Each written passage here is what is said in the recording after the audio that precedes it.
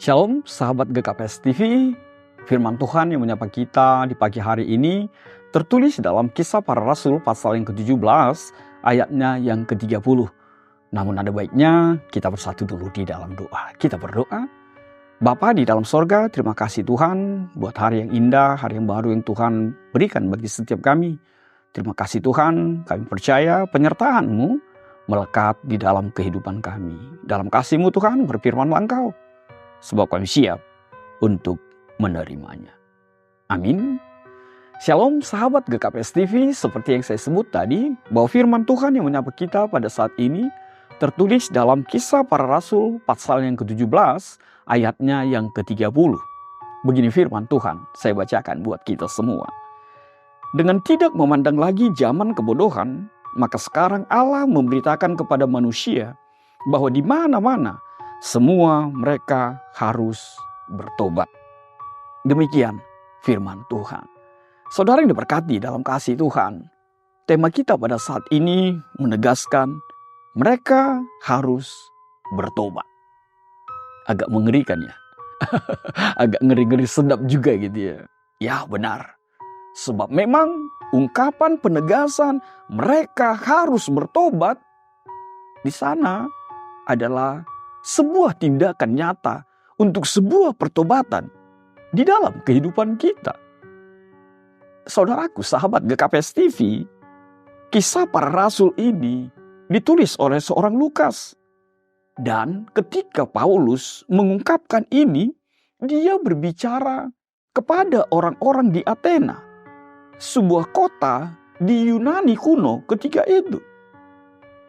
Paulus menggunakan peluang ini untuk memberitakan Injil kepada orang di Athena, dan dia menekankan bahwa Allah itu bukan hanya berbicara tentang sebuah keberdosaan, tapi jauh di dalam itu semua Tuhan lebih merindukan sebuah pertobatan di tengah-tengah kehidupan kita. Sebab apa? Itulah Allah yang sejatinya. Bahwa Allahmu, bahwa Yesusmu adalah pribadi yang lebih menginginkan sebuah perubahan, sebuah pertobatan di dalam kehidupan kita. Paulus mengambil pendekatan ini kepada jemaat di Athena ketika itu, di mana pemikiran filosofis, di mana intelektual, di mana filsafat menjadi sepertinya segala-galanya di dalam kehidupan mereka. Maka saudaraku, sahabat GKPS TV, firman Tuhan ini menegaskan untuk setiap pribadi di Athena dan bagi kita pada saat ini, semua harus bertobat. Titik. Tidak ada yang lain. Semua harus bertobat. Artinya, Paulus menekankan bahwa keselamatan dan hubungan dengan Allah hanya bisa kita peroleh dengan sebuah pertobatan, dengan sebuah perubahan totalitas di dalam kehidupan kita. Sehingga kita memiliki hubungan yang intim, hubungan yang dekat, hubungan yang karib dengan Allah kita di tengah-tengah kehidupan kita. Sederhananya, Paulus mau mengingatkan pendengarnya, Paulus ingin mengingatkan setiap kita bahwa pertobatan adalah kekuatan untuk memperoleh pengampunan kepada Tuhan Allah. Lalu mungkin setiap kita bertanya, apa arti dan makna pertobatan itu? Saudaraku, sahabat GKPS TV, bertobat itu adalah proses di mana seseorang mengalami perubahan dalam pikiran, dalam sikapnya, terlebih dalam perilaku setiap mereka. Bertobat itu berasal dari kata Latin paenitentia, yang berarti penyesalan atau penitensi. Artinya apa? Di dalam pertobatan dimungkinkan, diharapkan sebuah perubahan dan penyesalan. Bagi kita saat ini, bertobat itu adalah meninggalkan tindakan, meninggalkan perbuatan keberdosaan kita, menyesalinya, dan berubah di dalam kehidupan kita. Menjadi pribadi yang seturut dengan apa yang Tuhan mau di dalam kehidupan kita. Itu sebabnya sahabat GKPS TV, ketika tema kita mengatakan mereka harus bertobat, di sana ada kata harus. Artinya apa? Tidak ada kata tawar-menawar, tidak ada kata kecuali di dalam kalimat mereka harus bertobat. Yang ada hanyalah harus. It must. Harus bertobat. Dan itu tidak bisa ditawar. Dan itu harus dilakukan di dalam setiap kehidupan kita.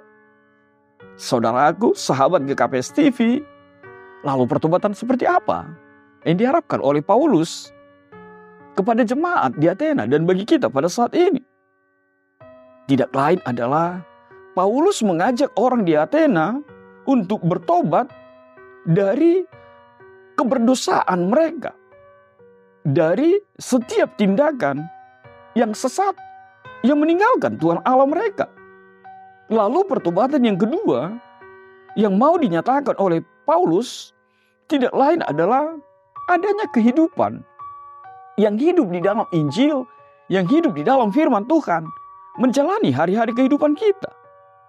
Lalu yang ketiga, pertobatan seperti apa yang diinginkan oleh seorang Paulus bagi kita dan orang Athena pada saat itu tidak lain adalah perubahan tentang pandangan akan kehidupan di tengah-tengah kehidupan ini. Sebab jangan sampai dunia ini menjadi segala-galanya. Ilmu, pengetahuan, intelektual menjadi segala-galanya. Maka saudaraku, sahabat GKPS TV, kita harus bertobat. Kita harus berubah meninggalkan kesalahan keberdosaan kita. Kenapa harus bertobat?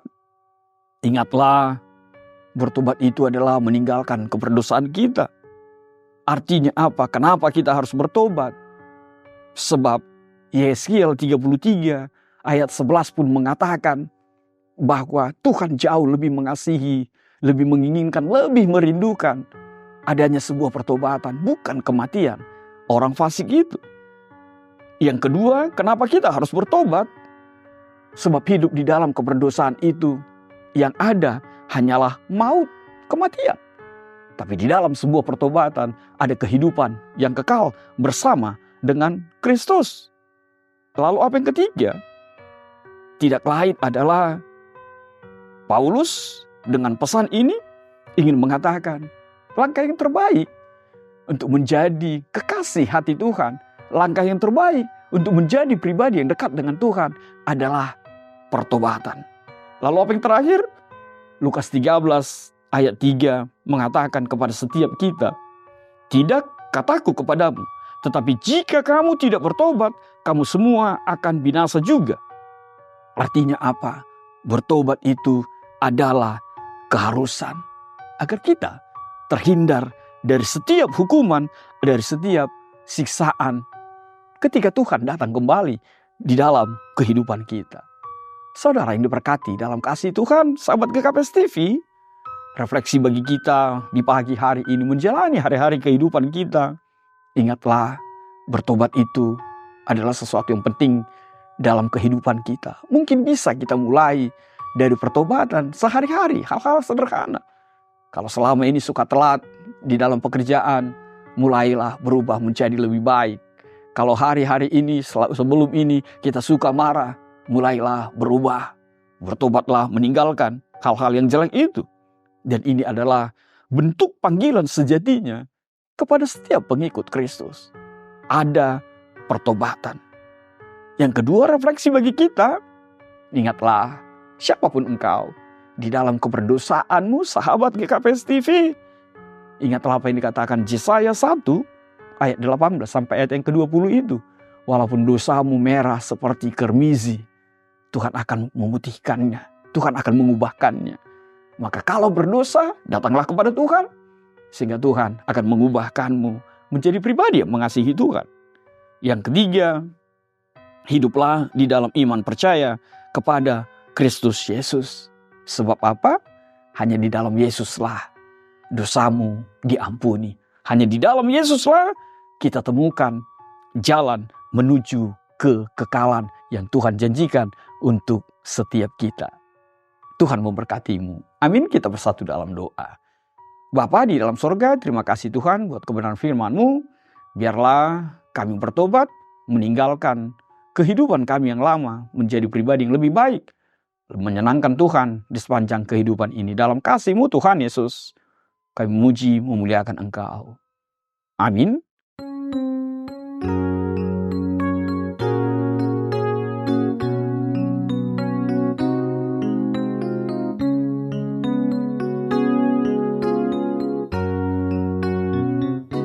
Bertobatlah dan balik pada Bapa.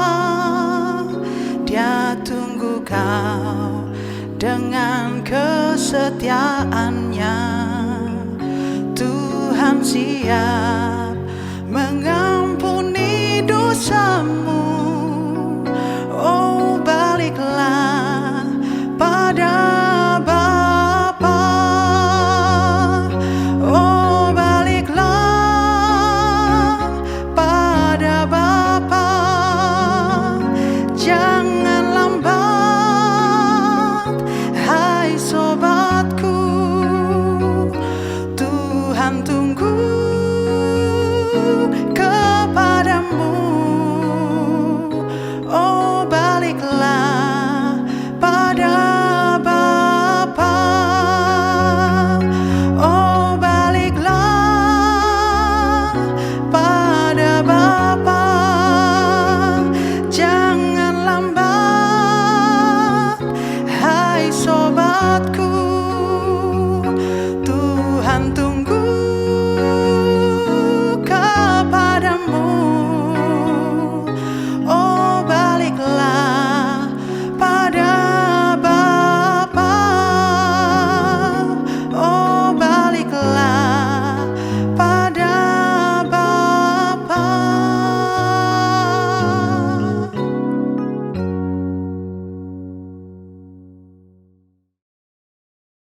GKPS TV.